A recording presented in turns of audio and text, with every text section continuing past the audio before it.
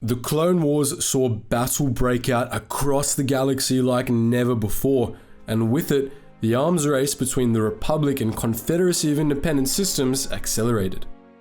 As part of the war effort, both sides commissioned renowned shipyards to create new bombers specifically designed to obliterate their enemy's forces. Thus, the BTLB Y-Wing and the Hyena-class droid bomber soon rained down destruction in devastating bombing runs. In today's video, we're going to compare these two bombers' specs and battle records to figure out, once and for all, which was objectively the superior vessel. Experience a whole new world of Star Wars collecting with Star Wars Card Trader by Topps. This awesome app allows you to uniquely experience Star Wars by opening digital packs of your favorite Star Wars characters, weapons, and spacecraft, and then connecting and trading with fellow fans across the galaxy to complete sets and missions. To top it off, you can steadily grow your collection day in and day out by receiving regular free cards and credits. At the moment, I'm lucky enough to have in my collection Tobias and also some cool tier 2s like Grogu and Boba Fett himself. To further add to the fun, you can get free cards and collectibles through the lock-on feature. So make sure you join me on Star Wars Card Trader by Topps by adding my username Geetsly and downloading the app in the description below. The BTLB Y-Wing, or Y-Wing for short, was a starfighter and long-range bomber commissioned by the Republic at the beginning of the Clone Wars. The Y-Wing got its characteristic shape from a set of cross wings connecting two ion engines to the cockpit with a reinforced spar. Behind the cockpit, the craft featured a socket designed for an R-series astromech droid, which was capable of independently managing all onboard systems. 4 pylons connected the pod engines to the frame, and stabilizers on the underside of each pod provided additional maneuverability. Thrust control jets afforded agility and repulsor lifts allowed for atmospheric flight, although this bomber was better designed for deep space action. Long and short-range sensor arrays assisted with evasion. Finally, a fuel recycling system made the spacecraft incredibly fuel efficient during long operations. Unlike many other starfighters, the Y-Wing was equipped with a hyperdrive motivator, making it one of the first starfighters that could make hyperspace jumps without relying on a carrier. The only drawback was that, in order for the hyperdrive to work, the craft relied on the astromech co-pilot, which carried all hyperspace data. Without the astromech, the starfighter was incapable of jumping to hyperspace. The Y-Wing's primary weakness was its tendency to overheat. The complex cooling system needed to prevent this required extensive maintenance after every flight, which significantly slowed post-battle turnaround. For a starfighter, the Y-Wing invested significantly into defense. Its hull was made of titanium reinforced alu steel, and it featured a deflector shield that provided additional protection. The shields could be directed to cover the entire vessel or key vulnerable spots, allowing pilots to prioritize accordingly. The ship's targeting computer was also precise enough to allow incoming enemy missiles to be shot down. As a bomber, however, the Y-Wing's main concern was offense.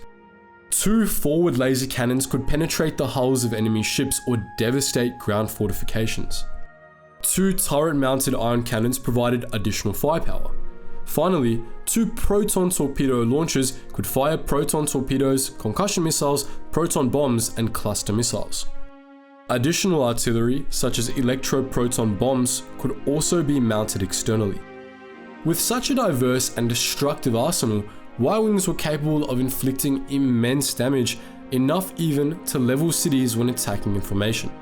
The Hyena-class bomber, however, wasn't far behind. The Hyena-class droid bomber, or Hyena bomber, was a droid-operated starfighter used by the Confederacy of Independent Systems during the Clone Wars.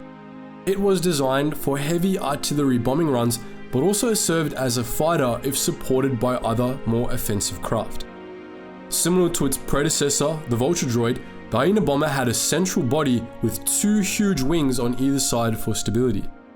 It was designed to be heavier and sturdier than its predecessor, but still lighter than most manned starfighters, which significantly reduced manufacturing time and costs.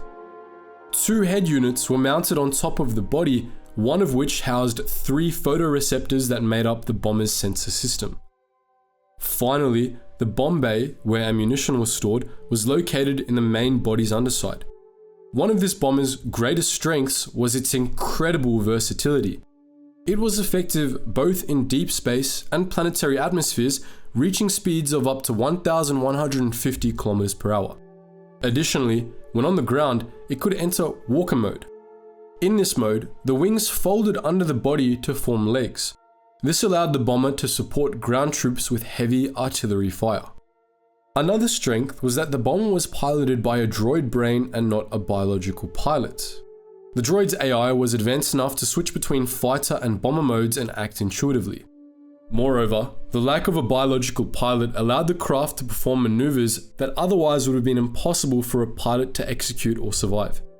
This gave the Hyena bomber the advantage when facing inexperienced pilots especially.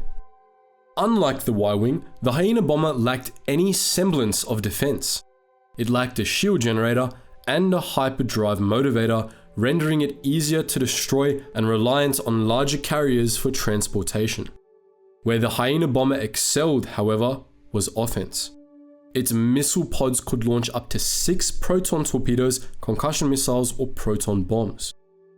Finally, the bomber was armed with light quad lasers, which provided some defense against enemy starfighters.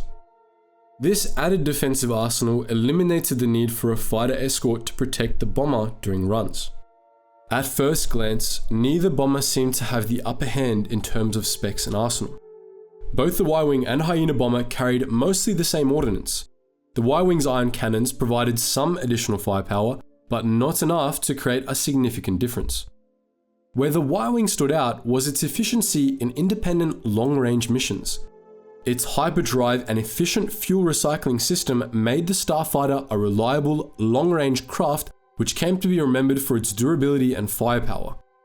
With its lack of hyperdrive, the Hyena bomber was limited to short-range missions. However, what the Hyena bomber lacked in range, it more than made up for in versatility. While the Y-Wing was best suited to deep space combat, the Hyena bomber excelled in space battles, aerial assaults, and even ground assaults, giving the Separatist forces ample creative ways to deploy. Moreover, the absence of a biological pilot allowed the Hyena bomber to outperform many manned starfighters, as inexperienced pilots couldn't compete with an advanced AI. As a final observation, the Y-Wing's shield generator afforded the craft more survivability than the Hyena bomber, a fact which played an important role in the bomber's overall performance, as we'll discuss in a moment.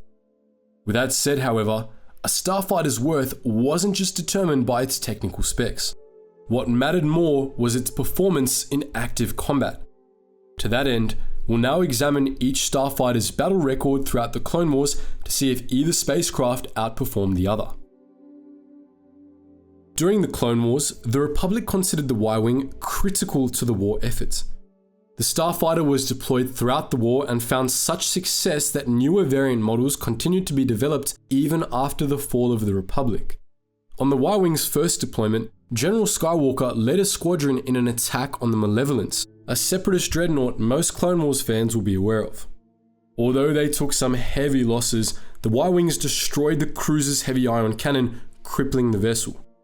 Later on, in the Battle of Ryloth, Y-Wings were instrumental in breaking the blockade around the planet and protected the capital, Lesu, from a Hyena bomber assault. In the battles of Malastare, Y-Wings equipped with electro-proton bombs decimated Separatist forces. On Umbara, they engaged droid tri-fighters and devastated Umbaran ground troops. At Celeste, they outperformed Asajj Ventress's fleet, and on Kamino, they destroyed General Grievous's. Finally, at the Battle of Gori, a single squadron of Y-Wing bombers destroyed one of the Separatists' main shipyards on the planet's surface, permanently altering the course of the Clone Wars. Now, that isn't to say that Y-Wings never failed. On occasion, they performed poorly when tasked with defending other ships, such as when they failed to protect General Adi Galir's and General Kenobi's flagships from General Grievous. Despite these losses, however, the Y-Wing's track record was marked primarily with successes. The same, unfortunately, couldn't be said for the Hyena bomber. During their first deployment at the Battle of Christosis, Hyena bombers were an important part of Admiral Trench's blockade. When the blockade was broken, they were used to commit devastating aerial bombings on the planet's surface. Though the Separatists eventually lost at Christosis, The Hyena bomber proved that it was a force to be reckoned with, and the Republic took fearful note of its effectiveness. From very early on in the Clone Wars, it became Republic policy to prioritize Hyena bombers over other separatist starfighters during battle to limit their staggering damage output. While this was certainly an acknowledgement of the Hyena bomber's incredible offensive capability, it also meant that, in many battles, it had very little opportunity to unleash its heavy ordnance upon the enemy. In fact, if we examine the bomber's track record, in most battles it engaged in, it accomplished little before being destroyed. At the Battle of Ryloth, once the blockade was broken, Hyena bombers were deployed against Twi'lek villages and the capital of Lesu.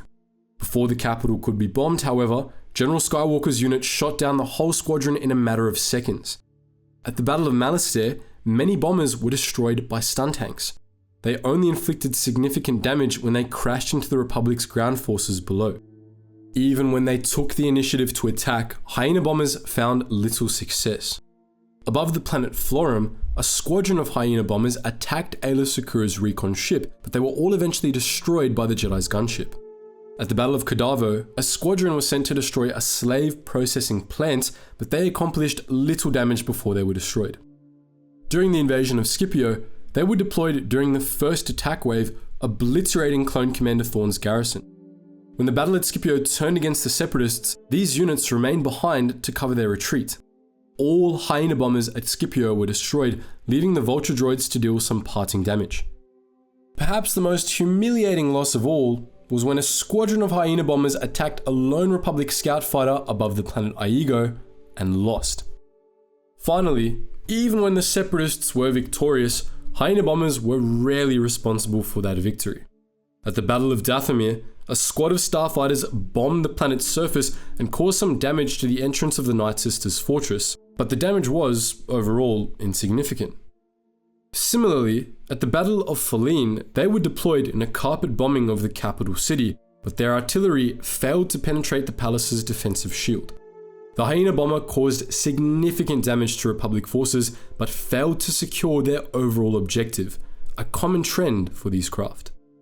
In the end, despite its incredible firepower and versatility, the Hyena bomber was unable to reach its true potential during active combat. The Republic's target on-sight orders severely limited its effectiveness, as although the droid brain outperformed an average pilot, it stood no chance against the highly skilled starfighter aces employed by the Republic. Its lack of shielding left it vulnerable, and its lack of hyperdrive made escape impossible. Finally, its limited availability meant that, overall, the Hyena bomber's presence was felt much less during the Clone Wars than the Y-Wings. In stark contrast, the Republic bomber proved incredibly effective even in atmospheric battles, which it was even less suited to. The Republic's skilled pilots used the bombers to their full potential, claiming victory after victory. Moreover, the starfighter's shield and hyperdrive gave it much more survivability, allowing it to inflict more damage over time to enemy forces. In conclusion, although the Hyena bomber looked good on paper, it was significantly outperformed by the Y-Wing in actual combat.